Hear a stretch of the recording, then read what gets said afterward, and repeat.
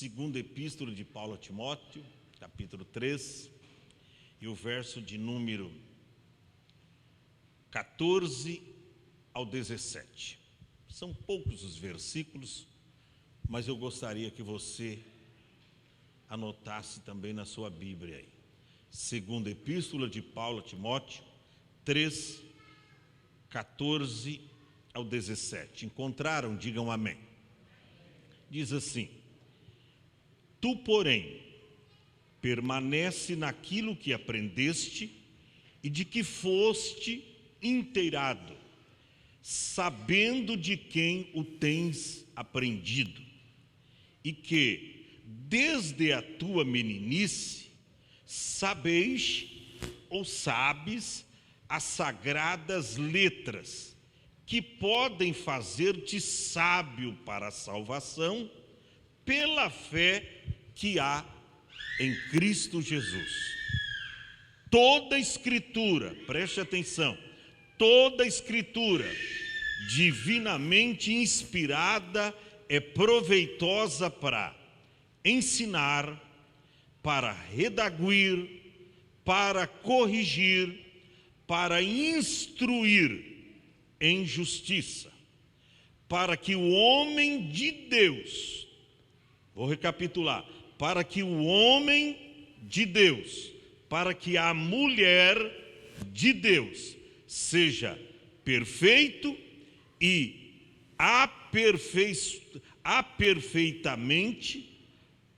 perfeitamente instruído para toda a boa obra. Vou recapitular o verso 17.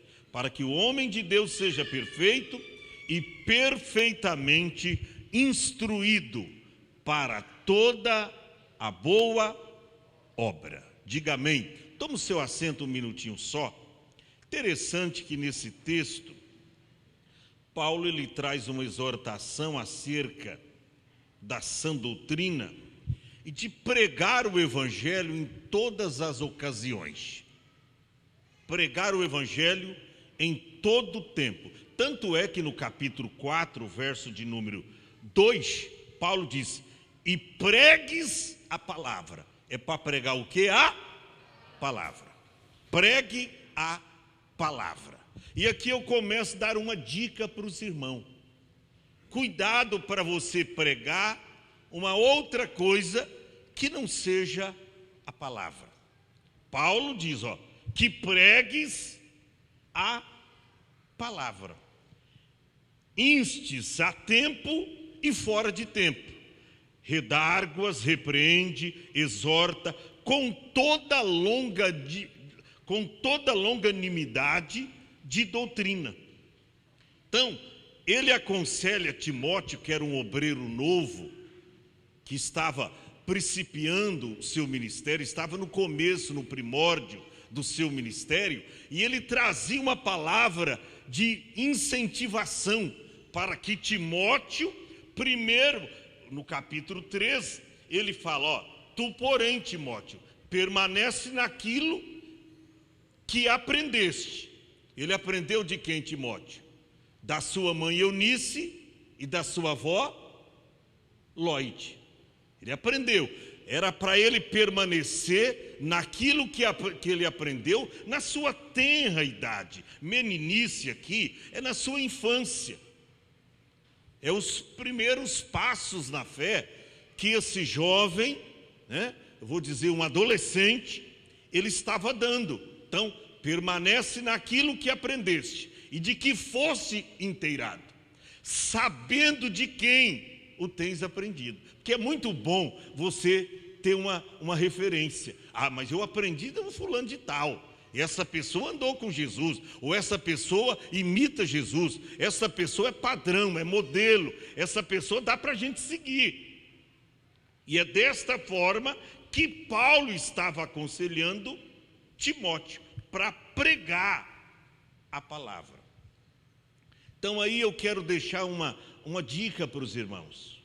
É muito bom você até fazer um esboço para você previamente, antes de você iniciar a pregação, você falar um pouquinho do esboço, mas não fica só ali naquilo que você imaginou, ou de repente tem, né? Eu creio que aqui não, mas tem alguns lugares que as pessoas copiam lá do Google uma mensagem, e às vezes até imprime aquela mensagem, ou de repente reescreve a mensagem, e às vezes quase que na íntegra, e às vezes você não tem nada daquilo que você poderia encontrar lendo, pesquisando dentro da Bíblia.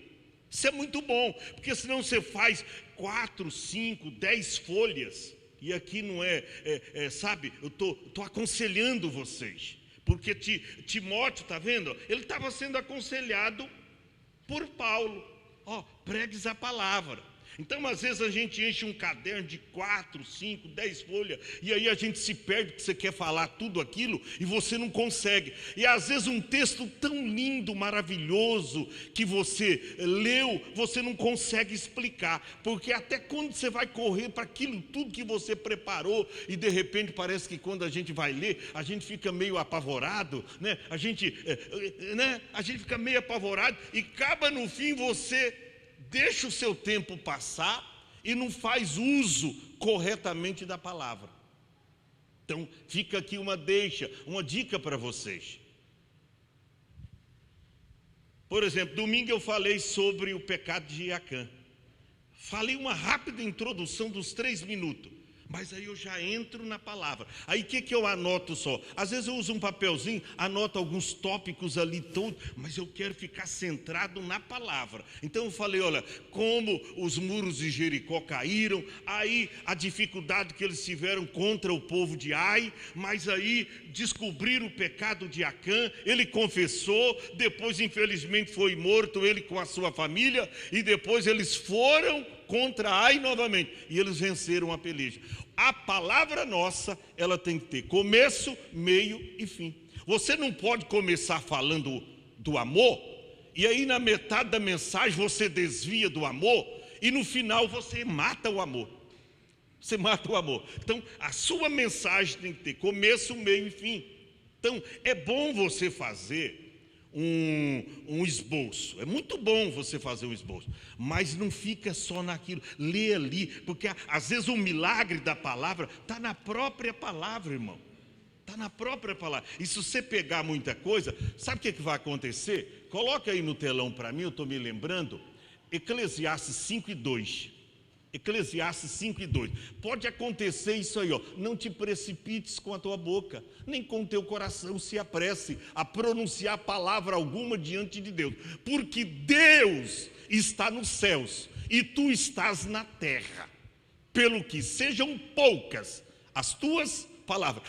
Eu sempre aprendi com o pastor que dizia, irmão Adão, e olha, não era qualquer pastor, o pastor João Alves Correia, eu comia na mesa com ele, sendo obreiro novo, entendeu? Aquelas gravatinhas ainda, a gente comia de gravata e paletó, porque nem tirava para comer, não podia. E ele dizia, vale mais um prego bem pregado do que 10 que se entorte. Vale mais um prego bem pregado do que 10 que se entorte. Então, isso é muito bom. Por quê? Porque senão você não decora um versículo da Bíblia. Você tem que decorar. O que eu fazia? Eu me lembro, obreiro novo, eu fazia uma seleção de versículos. João 3,16. Porque Deus amou o mundo tal. Jesus é o caminho, a verdade e a vida. João 14,6. E eu fazia uma lista. E eu levava para o trabalho. E aí eu começava a decorar esses versículos. Olhava alguma dúvida, aí eu tirava o papel. E aí eu começava a citar. E eu comecei a aprender salmo, como o Salmo 91. Eu cito de cor e salteado vários salmos da Bíblia, como o Salmo 46, como o Salmo 23. E a gente vai aprendendo. Isso é aprendizado. Aí você vai se inteirando, conforme Paulo diz a Timóteo. E de que fosse inteirado. Sabe por quê? Porque senão você deixa a Bíblia do lado e você só fica no caderno. Aí você só fica sabe? E aí, eu lembro de um obreiro que a gente tinha aqui, obreiro. Naquela época não tinha muita coisa no Google, ele comprava DVD e copiava as mensagens. Talvez você lembre de que eu estou falando. Copiava a mensagem e aí, sabe, copiava as mensagens na íntegra, obedecia até as vírgulas do que os pregadores falam. E aí queria imitar a voz do pregador também, irmão. Imitava a voz, imitava tudo. E a coisa não fluía. Então, seja você mesmo, escolha um texto da Bíblia. Às vezes, olha, 3, 4 versículos, irmão, abre um campo muito grande para você pregar. É claro que tem que ter um esboço, que é o pano de fundo, que você estende para você abrir o leque da sua pregação.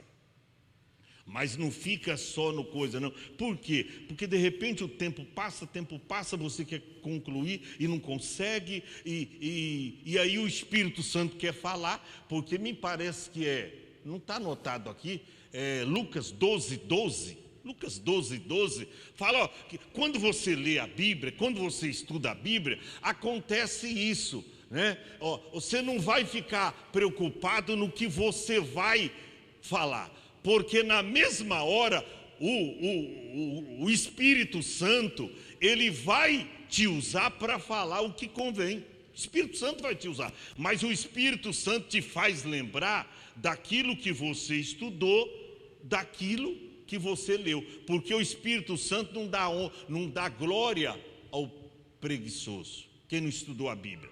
Então, você gosta de pregar, isso é um incentivo para a nossa turma que está pregando aqui. Vocês estão bem, mas é um incentivo a mais.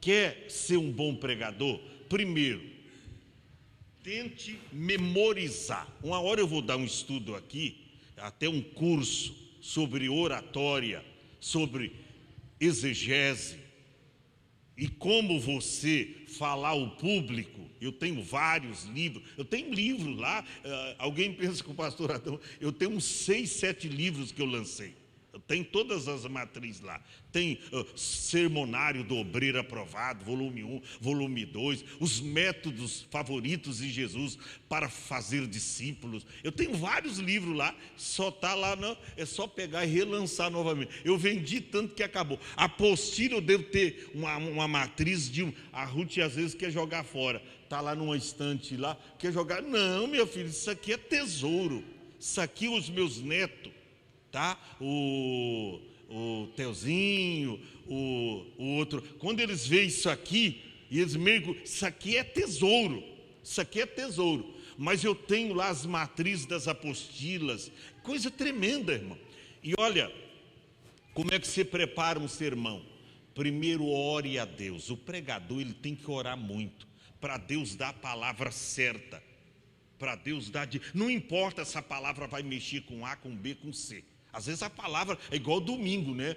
Tinha pecador na igreja, mas Deus falando contra o pecado escondido. Não importa, mas aí você tem a direção, aí você vai meditar. Às vezes você pega 4, 5 vezes a Bíblia por dia. Às vezes na semana, todo dia você tira 2, 3 horas para meditar sobre aquele tema. Para alguém não achar, poxa, mas essa mensagem está lá, eu vi ela escrita lá no YouTube e tal, está lá, não copiou, tal, não. Então, seja você, não importa, eu não sou contra, eu gosto de fazer olha, tudo isso aqui tudo isso aqui, ó, é esboço de por exemplo, aqui, ó, esboço, as 4 ordens de Deus para Jacó, é os itens principais. Eu dou uma olhadinha aqui, mas se eu ficar só aqui, tal, eu esqueço da Bíblia, da passagem que eu li, os irmãos não vão entender nada. Então, faça isso. Vocês estão no caminho certo. Essa não é uma palavra de crítica, é uma palavra de incentivo. A Bíblia diz, examinai as Escrituras. Jesus falou aos fariseus, examinai as Escrituras e cuidai ter nelas a vida eterna. Então você examina a Bíblia Sagrada, cuida ter nelas a vida eterna. E ele diz, porque são elas que testificam de mim. Então, você quer ter mais conhecimento da palavra? Lê mais a Bíblia. tá? Lê mais a Bíblia. Você pode deixar o objetinho ali, o papelzinho do lado, de vez em quando dá uma olhada, mas você ficar o tempo todo ali lendo tal, alguém vai dizer: o irmão não está crescendo muito, ele não está conseguindo guardar tudo aquilo que ele preparou. Então, antes que você, mesmo que você encurta um pouco a sua mensagem, mas tenta passar na íntegra aquilo que Deus te deu. Se é a mensagem do cego de Jericó, fala do cego de Jericó. Vai lá como é que ele recebeu a cura.